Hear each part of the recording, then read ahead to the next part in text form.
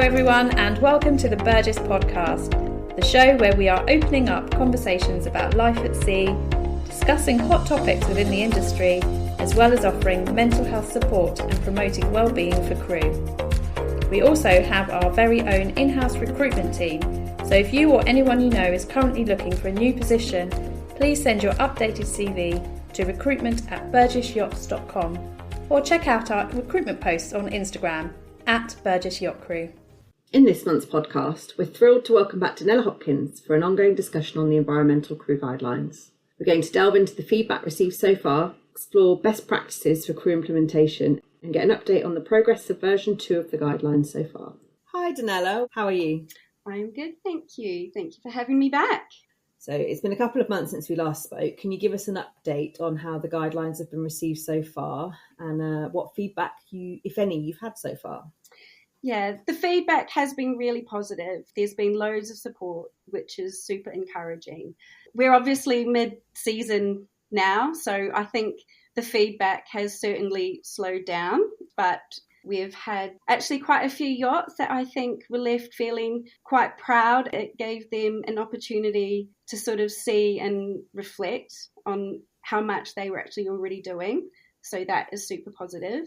That's great. We've also had some feedback, though, that some were maybe feeling a bit overwhelmed by, I think, just the guidelines in general and just not really knowing where to start. So hopefully that's something we'll certainly delve more into in this podcast today. So yeah, how has everything been going on your end? Well, following the release of the guidelines, we sent a copy out to all our vessels and all our crew, and also internally at Burgess to make sure everybody knew what we were referring to and to give them an opportunity to have a look and see what it was all about. And then this was followed up shortly after by a one-page summary. So we did a one-page summary, just condensing everything into an overview so people could read that, crew could read that before they delved into the guidelines. Because obviously, as you know, having written them, the guidelines are quite extensive. So it gave them a snapshot of what they could expect to see from there. So that went out. And then following that, because it happened at the beginning of the summer, or beginning of the spring, because it happened at the beginning of the spring, this is our prime auditing season. It's the time when we're doing lots of yacht visits, we're carrying out internal audits. It's one of the two best times of the year to have access to vessels, to talk to crew, and see how, what have they had chance to look at it? Have they heard of the environmental crew guidelines and what they're already doing on board? So one of the things that we did is we just developed an aid memoir of 5 questions for yacht managers, yacht management assistants and the compliance team to refer to when they were going on board. Very basic questions such as, have you heard of the guidelines? Do you have an ambassador on board? What are you doing on board already? What would you like to implement? Do you offset your fuel? Those kind of things. It was just to get a simple idea of how engaged people were already, how engaged they might be for the future, and just to open the conversation. So that's been quite interesting because we've been gathering that data back from those yacht managers and yacht management assistants who've been asking the questions and feeding them back. So we'll be compiling those and sending them to you at some point just to see where we're at. We sort of found that probably, and we're talking a lot of the time to captains and officers, about 50% of the crew that we spoke to had heard of them. Yachts were generally all making some kind of effort towards the environment, towards sustainability, and had made changes. A lot of it at this point relates to getting rid of plastic water bottles, having refillable bottles and taps on board. Also, consideration for the products that they use. They would use more eco-friendly, particularly on the interior, I found. Yeah. And basically sort of finding out where people were at already. We have had yachts that have nominated and voted for environmental ambassadors. So that's still in very early stages. So, we're looking forward to hearing what they're feeding back on. Nice.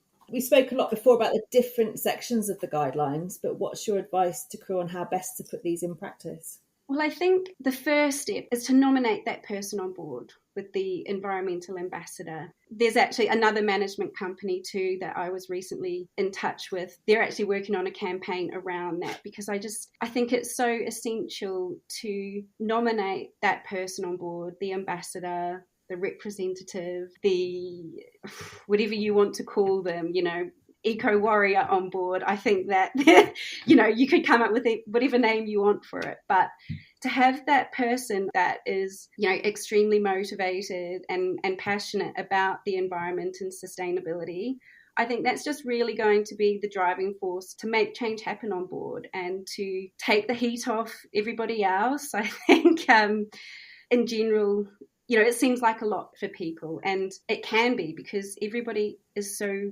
busy. So I think just to avoid it feeling, or, have other people feeling overwhelmed, if you have somebody that is already motivated to make a change, that is just the essential starting point, I think, so that then they can work with the heads of department and the crew to just work their way through slowly as well. I think, if that one person takes that responsibility on to just familiarise with the guidelines, I think is that first starting point. And then to see where they could, start with the quick wins first. I think it's so common these days that people are having the reusable water bottles and reducing plastic in so many ways. But, just remember that's still good, that's a huge positive. And what would be your top tips for the small improvements to make? We've already talked about the plastic water bottles. What other little changes would you recommend making on board on a monthly basis, or just the small changes? What are the most useful tips that you found for making changes on board? That's going to vary, I think, yacht to yacht, because, I think you have to start really identifying the different habits on board. So for one, I think, start looking at what is making up the bulk of your waste, because as soon as you can start identifying that, then you know where you can make the improvement. And I think this is just something that's really going to vary depending on the different crew and guest habits. But yeah, I think if you start making that evaluation and seeing where you are consuming majority of your waste, then that's where you can make the improvement. So, perhaps you could even focus on something about setting a challenge with reducing, snacks and junk food, or, sodas, for example. I think a lot of people were following that sort of trend of a meat-free Monday and having that vegetarian day there, which is great. But perhaps you could also set a day where you say, right, crew, like there's no snacks today. There's no Coke cans, because I've worked with crew where they'll just sit there and smash a whole packet of biscuits on their own, or have 2, 3, sometimes 4 cans of drink a day. And that's where I think, if you see that happening, well, that actually ends up really accumulating a lot of waste over a long period of time. So that's a small thing that you could just make and implement and sort of find what works for you. So that's one way there. The other thing is a lot around the purchasing habits. So I think if you take a look at how you're getting your supplies, the kind of, the supply that you're using and how they package, I think some provisioners or agents are doing better than others. So if you're receiving a lot of the plastic packing waste or polystyrene boxes, I think that's really something you can just start questioning. And I tell you, there's suppliers out there that are doing things more sustainable. And other than the crew environmental guidelines themselves, obviously to find those more sustainable provisioners, for example, is there any resources you can recommend, anything that you found particularly helpful in your journey to this point of looking for suppliers of certain products, certain provisioners that are more sustainable, etc.?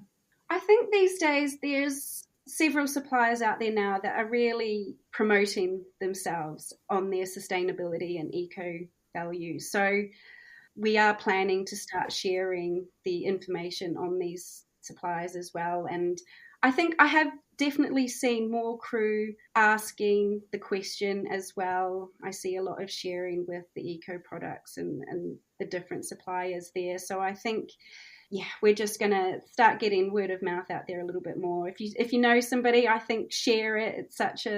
I think to share this information with crew is super important. So that's definitely one of the steps that we're going to start taking with the launch of version 2 that's coming up as well. That's fantastic. I think it's always useful for crew to have this information at their fingertips and just to be reminded of the places to find them. Yeah. We're certainly looking internally at some useful links for the crew that we can share. And I'm hoping too that with just the trend that's been happening and the amount of talking that's been going on about sustainability, I'm actually hoping that more suppliers have kind of jumped on board. So we'll hopefully have more and more to share. So I want to give everybody the chance to, think about catch up what they're doing and catch up. So it's going to be quite interesting to go back and have a look to see some in particular. I think I was hoping that, we might see some improvement. Have the finger on the pulse. Yeah, that would be fantastic. So there's a frequently asked questions section at the end of the guidelines. Can you just take us briefly through that and give us a bit more detail on the most commonly asked questions you've had or expect related to the environmental guidelines? Well, I think how should they be implemented on board and how important is it to nominate an environmental ambassador? There's several ways that the guidelines can be implemented on board. And we just say this is just purely depends on what works best for you. We have had, obviously, companies like yourselves that have also made the effort to really come up with a plan and a strategy on what's going to work best to get this rolled out on board. And for the individual people out there as well who maybe haven't heard anything from a management company and are just motivated, it's really up to you. I think I really want to emphasize the fact that there are freedom with these guidelines. We didn't design them to be, a set of rigid rules. And actually, we want people to just sort of copy and paste and edit, make it your own. We definitely don't want people to feel overwhelmed by this because we know it's a lot. We want crew to just use it as a tool, like you might get any other sort of book and you could use it to help write notes and create your own documents even. We are still wanting to make all the improvements and make it as useful as possible. But yeah, we want there to be an element of freedom there for crew to make something that really works for them and their specific yacht. I think that's the thing, isn't it? Making the small changes. And once, as traction progresses, I think you'll find vessels talking to other vessels. What are you doing? What are the incentives that your environmental ambassador has rolled out, or not incentives, but the changes they have made? And they'll see that they'll get other ideas from other vessels that are easy to implement and are not going to be too difficult, bearing in mind that the environmental ambassador will be doing this role alongside their job. Of course, it has to fit in, it has to be practical, whilst making the changes along the way and bringing it to the rest of the crew. Exactly. And I think you have to have support from the top. So it's so important to have the likes of, your management company and the captains on side so that they support that person who is the ambassador. Just by saying, right, every Friday you can have 2-3 hours to work on this. And, for that person just to know that they have that time. And again, they can just work on something, go and review the laundry, for example, in that day. And this is it, then they're collaborating with the person who is spending the most time in the laundry, whether it's a laundryman or just even another stew on there, or if it's themselves as well, but just to sit and focus on that department for a little bit, see where the improvements can be made and go away and then, have that time to do the research that you might need, whether it's calling up another supplier that's doing the eco products and having a chat to them about your situation and just making a small change like that. But yeah, I think it's so important that from the top, captain or the head of department is to allow that time for whoever the ambassador is just to spend on it, and they just need to plan that time accordingly on where they're going to focus on for that moment. And I'd also like to say that the ambassador, it doesn't just have to be one person as well. I mean, we've got some very large yachts out there, so it could make sense that you have somebody within each department. You've got rotation as well to consider as well. So just by ensuring that there's somebody always on board, could be more than one, it's just about figuring out, what works best for you, and collaborate, sit with the department and involve everybody to brainstorm where could you put the energy and focus on first to make the improvements. That's the thing, and it's not only just having the time within their week to be able to look into this role, it's also having the ear from the higher levels to be able to feedback, to be able to give ideas, to make sure that the budget's there if there's any budget required to change products over, for example. Yeah. It's being allowed to be listened to when they're trying to make the changes. Yeah, regarding the budget, I think these days as well, though, there's a lot of suppliers and products out there that I think it's more on a level playing field when it comes to affordability. And if you start doing the math as well, when it comes to refillable options and the packing and that, I find that to go the more sustainable path with the refillable options, ends up being more cost efficient as well. So actually on Instagram the other day, there's a eco cleaning company, and they were sharing the fact that I think it's been quite challenging for them. I think people want change, but they also want their lives to be easier. And I think they sometimes think that because it's an eco-friendly product that it's not going to be as effective, and it's just simply not true. So absolutely. And I think there are affordable options out there, and for the sake of a few pennies, cents, whatever, I think it's worth the investment. Yeah, absolutely. So how are plans going for version 2 of the guidelines? I know we talked about this briefly before about what the plan was. How are you getting on with this version 2? Well, we are making progress, which is fantastic. We have actually brought on side Gemma Harris, and she's a writer, but she does a lot of articles on sustainability. And years ago, I think it may have been during COVID, actually, COVID times, but she set up a website and account called Sustainable Yachting. So that's SEA, Sustainable Yachting. And so she is working with us now to get version 2 rolled out. So I think in the first podcast, we actually spoke about how we know that the guidelines are very comprehensive, and, it's written almost more like a book. So version 2, we have actually started to condense those chapters into the single page call to action summary points. And we've also been having discussions just around the fact that we really wanted to have a platform that we could simply start to share things that are, specifically focused around the guidelines. And we felt like the Water Revolution page wasn't really the right place to do that. They've got so many other initiatives that they're working on as well. But we really wanted something that crew could come to, and it's just really starting to focus on the guidelines themselves, but a place that we would be able to start sharing the wins and achievements of crew, suppliers, new products, things like that. So we've woken up her page, so we've collaborated. So that's really exciting. And she has just started rolling out the first few posts now. For any of the listeners out there, if you go to Instagram and look up Sustainable Yachting, you'll be able to start following us and the progress that we're making on the guidelines. So, yeah.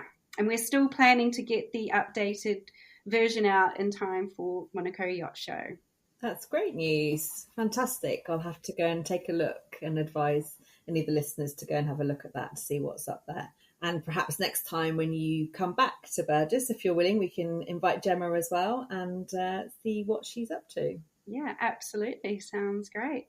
Well, thanks again, Danella, for coming to talk to us. And we look forward to feeding back to you the information that we're getting from the yachts, from the crew. And we look forward to talking to you again in another couple of months or so. Thank you so much. Look forward to speak to you soon.